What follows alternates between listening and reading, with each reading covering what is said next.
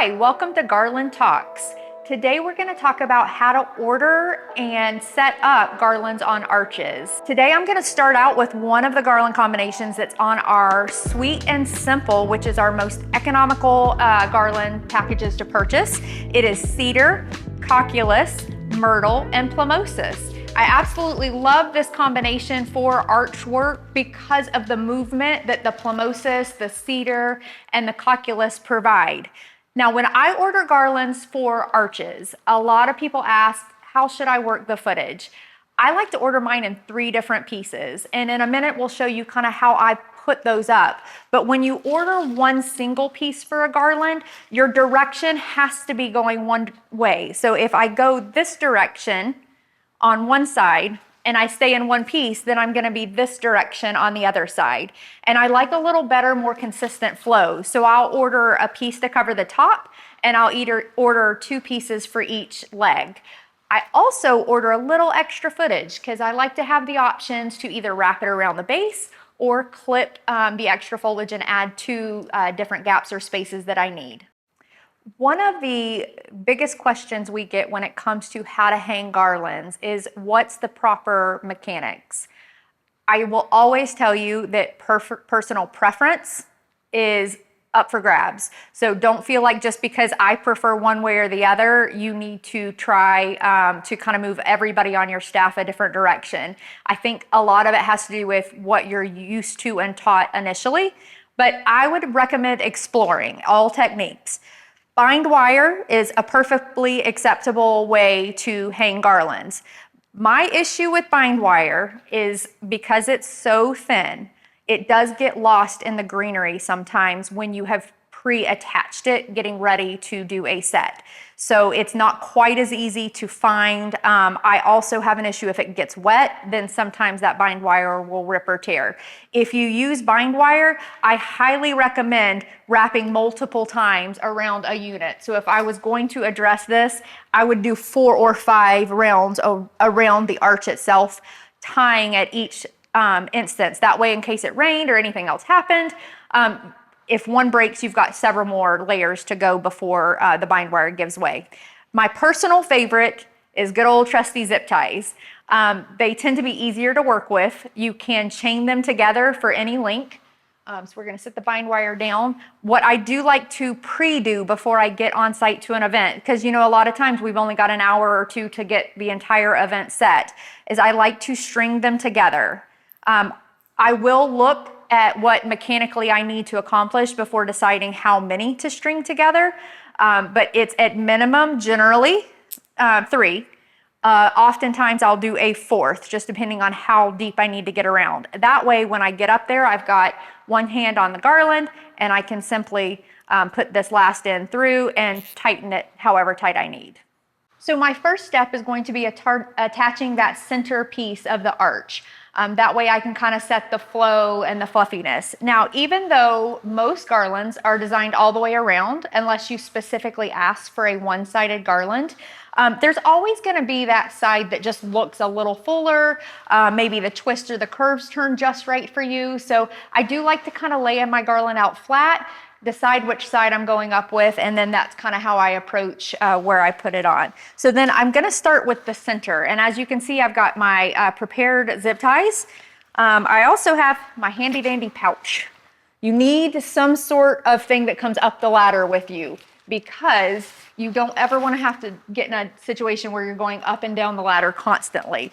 So I've got my center, and I'm just gonna roughly eye this up because I have my leg pieces. There's a little room and a little variance that I can have.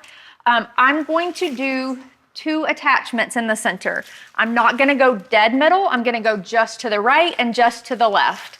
I tend to work from the middle. So in this arch, I've got sections in the middle I can work with. If you're on a wooden arch, go to the top and then pull it down just slightly, because your photographer, your guests, everybody's gonna be down lower than the top of the arch.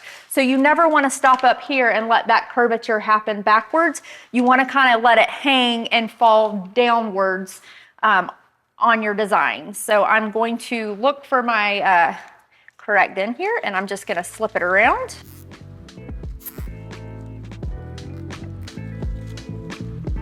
All right, so that is our first zip tie unit.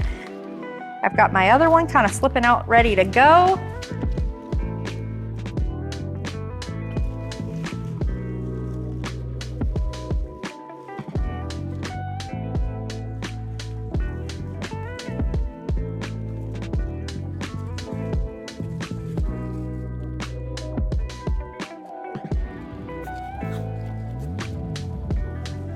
All right, so then I am fastened and secure, and I can start kind of working on my downward swallow. Now, if you kind of notice, I am off center just a little bit, even with my top.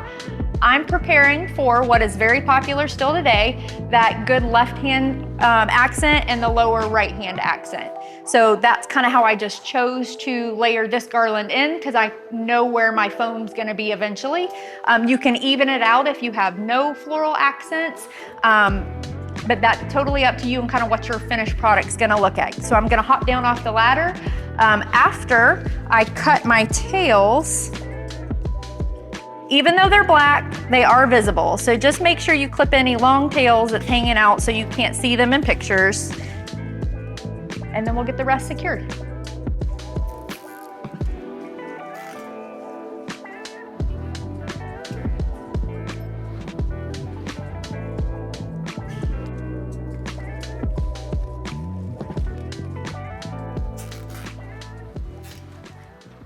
Now, when I start my legs, this is what I was talking about. I off-center just a little bit because I intend on having a floral accent right here. So where I join this together, I'm gonna actually leave just a little bit of space.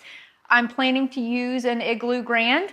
So I'm gonna pop that foam piece right in here between, but if I come up here, then my foam is gonna be well above the garlands, and I want the mechanics to be hidden within the garlands. So I kind of know roughly about the width of my fingers or my palm, so I'm gonna make sure I have access to get to the frame of the structure, but also where I can sink that foam piece in the garland.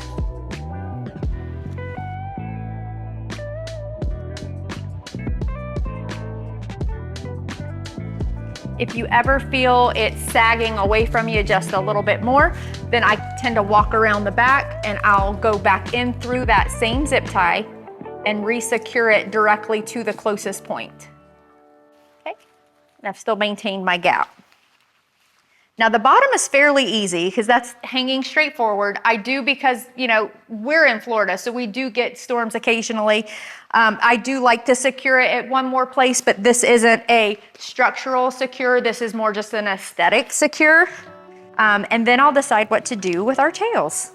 So I like to take a step back in mid-construction of putting up garlands on an arch. That way you can kind of identify from a distance, do I have any pieces that are not as symmetrical as they need to be? There's any little gaps, whatever, and that kind of can help you direct you to what you need to do with that final leg piece. On this one, when I took a step back, I'm seeing this little gap that's right here. I don't have any flowers that are going up here, so I want to make sure I address that space. I can do that by lifting this leg back up and thickening this whole side, or I can do that with loose stems as I finish off the garland construction. So I've got my zip tie looped, and I'm just gonna find a nice little place to tuck it in. Then I'm gonna step back again and see if I need to adjust. So I'm gonna lift these greens above the stem end joint so I can disguise that just a little bit more. And then I'll finish fastening the garland to the rest of the leg.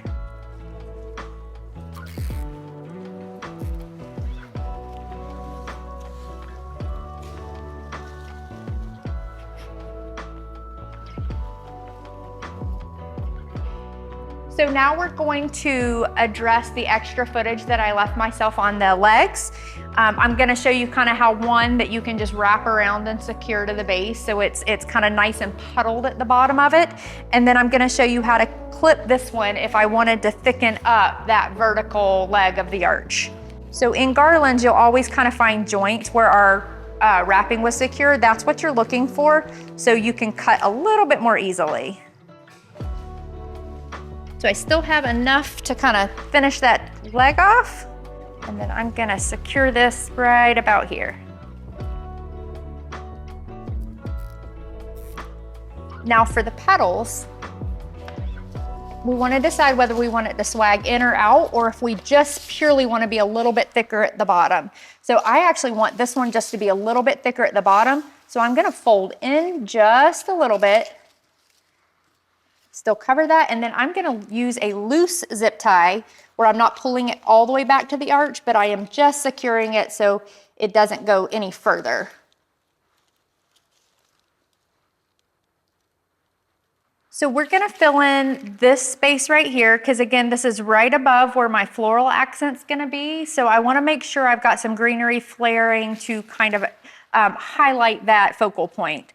I also would recommend before you coming up the ladder, just clean your stems so there's less work to do while you're standing and balancing on a ladder, because we all love being up on ladders. So I'm just gonna cut the stems like I would to put in any vase, and then you're just gonna find sections that you can secure it into. Garlands are pretty thick areas, so it's easy to find a space where you can just, for lack of a better word, just jam it in there. I'm gonna come behind the arch on this one.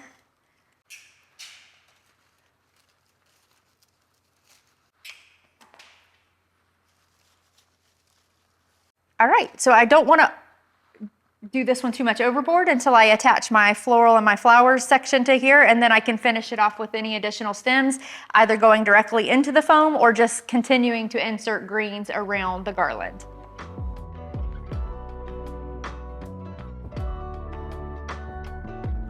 So I want to show you for just a minute the wild organic garlands. Garlands don't naturally come crazy wild with all these beautiful pieces hanging off. We have to kind of give you that core base when we're sending you a garland.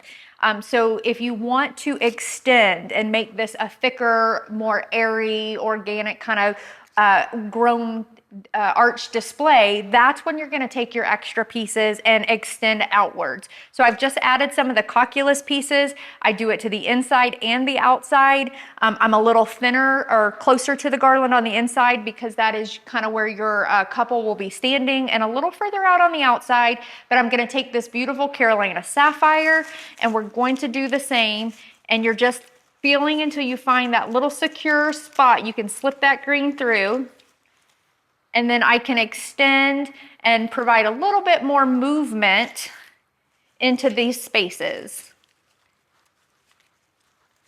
Just remember, as you're inserting it in, make sure you feel that tug.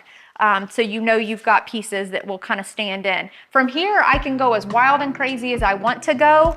If I introduce another element to the garland, say I wanted to stay in a sweet and simple budget, but I've got some extra money left with either flowers or greenery, and I want to add some silver dollar eucalyptus, and it's not already in that garland, I just would highly recommend, if you add it in one space, make sure you have some sort of rhythm and flow with it throughout the rest of the garland.